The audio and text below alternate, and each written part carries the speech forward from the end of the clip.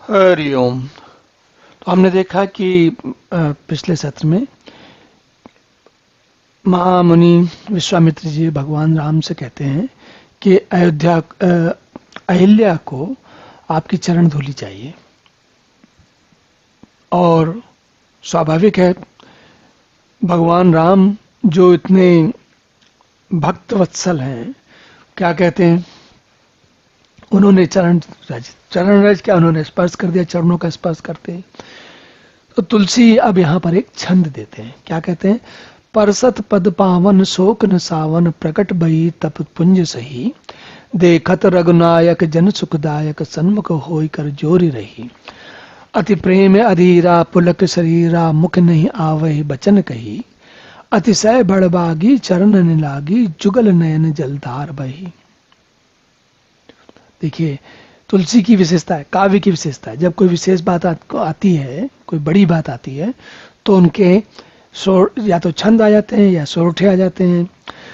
सामान्यतः जो चौपाई और दोहे होते हैं, उनसे थोड़ा सा बात अलग बदल जाती है। और ये अच्छे कवि की विशेषता होती है कि जब वो कोई विशेष बात कहने वाला है तो उसका कुछ ऐसी उसकी परिस्थिति बना देता है कि थोड़ा आनंद बढ़ जाता है।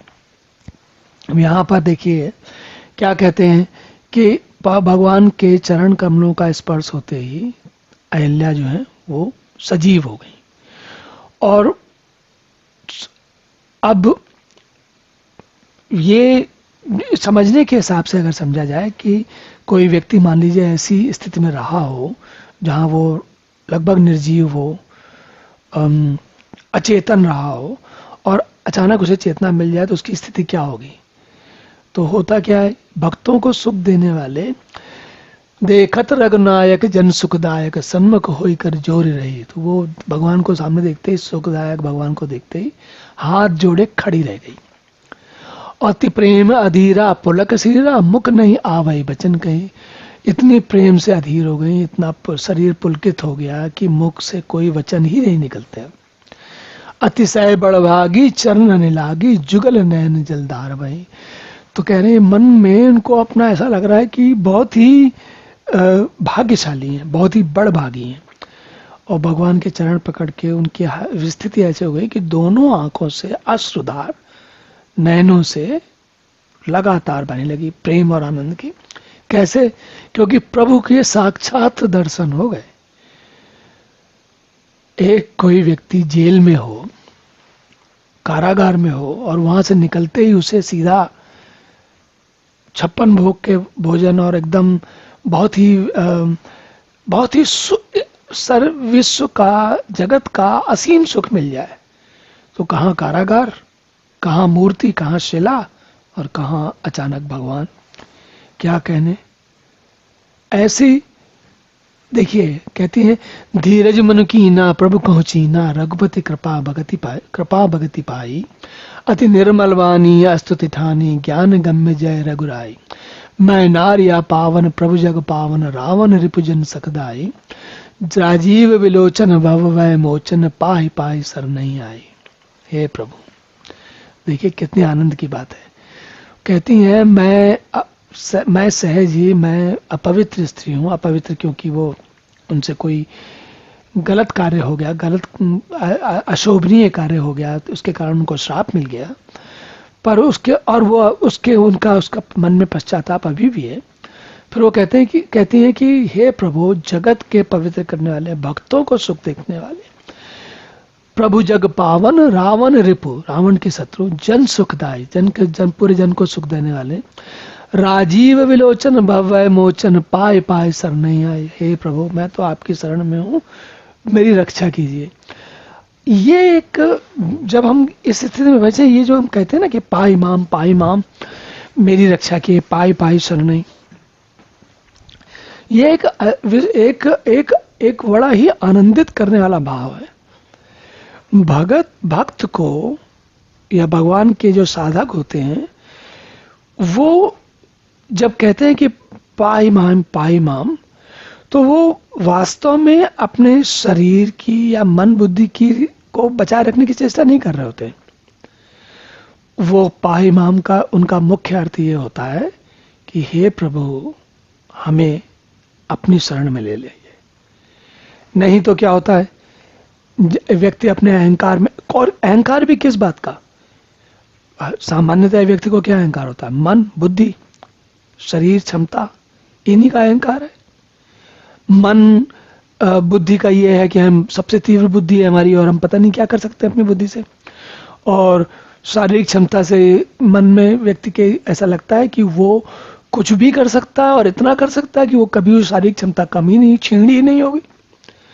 जबकि हम लोग जानते हैं कि बड़े बड़े जो धुरंधर पहलवान बहुत शक्तिशाली लोग होते हैं, दीर्घायु होते होते शरीर की सारी शक्ति क्षीण हो जाती है। धन अधिकांश मनुष्य को, जिसने धन इकट्ठा कर लिया ये इनके इन प्रकार किसी प्रकार, उसको कई बार ऐसा अनुभव होने लगता है कि वो धन उसके बाएं हाथ का खेल है, वो जितना चाहे धन जैसा चाहे कमा सकता है। लेकिन वो ये भूल जाता है कि जो कुछ भी धन कमा रहा वो इसी सृष्टि में बाकी लोगों से के के माध्यम से कमा रहा है। कोई भी व्यक्ति अकेले, जैसे एक उदाहरण समझिए, मान लीजिए कोई ऐसा व्यक्ति है, कोई ऐसा काम करता है जो सारा काम अकेले करता है। मान लीजिए उसने कोई साइंस का वैज्ञानिक ऐसा है कि उसने कोई ऐसी नई खोज कर ली जो कि उसने अकेले, नितांत अकेले की है। लेकिन जब वो बताएगा किसी को, पूरे बाकी की दुनिया को, तभी ना उसको लाभ होगा, तभी तो दुनिया को लाभ होगा। तो और जब वैज्ञानिक सोचता है कि वो कुछ कर लेगा, तो वो ये भूल जाता है कि उसको बुद्धि जो उस विज्ञान में सहायता देने वाली है वो भी परमात्मा की दी हुई है। और वही वैज्ञानिक जब तक उसको सफलता नहीं मिलती तब तक उस वैज्ञानिक को कभी कभी अपनी बुद्धि के बारे में शंका होती है कि भाई मुझे अपना रास्ता क्यों नहीं मिल रहा, लेकिन मन से भटक जाता है। तो जो ये पाई माम मेरी रक्षा कीजिए वाली बात आती है, वो इसलिए आती है कि हमारी इन दुर्गुणों से रक्षा कीजिए। दुर्गुणों मतलब बुद्धि अच्छा होना या शक्तिशाली होना या समृद्ध होना, ये दुर्गुण अपने आप में नहीं है। दुर्गुण इसलिए है कि जब हम सोचें कि ये सारा हम स्वयं कर सकते हैं और परमात्मा का इसमें कोई रोल नहीं है, तब गड़बड़ है। और यहाँ ये इसीलिए पाई माम मतलब भगवान मेरी ऐसी इस प्रकार के मन और ऐसी बुद्धि से और ऐसी भावना से रक्षा कीजिए। और अल्लाह तो खैर अलग बात कह रही है, अलिद्या कह रही है कि मुनि श्राप जो दीना अति बल कीना, परम अनुग्रह मैं माना, देखे भरी लोचन हरि भव मोचन, यह लाभ शंकर जाना। अब देखिए वो कह रही हैं कि मुनि ने श्राप दे दिया, अच्छा ही हुआ।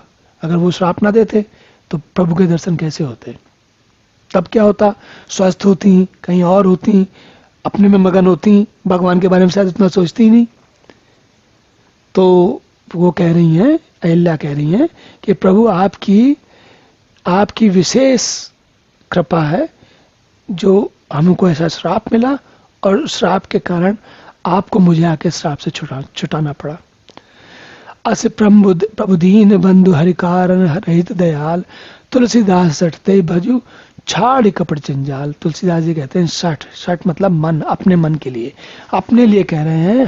हमें भी वही सिखा रहे हैं कि ये ऐसे कृपा सिंधु भगवान को भजने की बजाय ये मन तुम कहाँ उलझे रहते हो 99 की फेर में या क्या क्या है।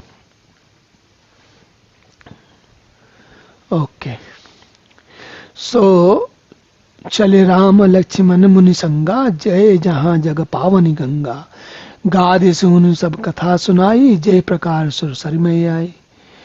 तो अब गादी महाराज गादी के पति विश्वामित्र जी ने सारी कथा सुना दी कि रास्ते चलते चलते उनको सुनाई कि गंगा जी कैसे पृथ्वी पे आई थी, कैसे भगवान शिव जी के जटाओं में उलझ गई और क्यों शरीर पे आई और किस प्रकार उनका कारण हुआ।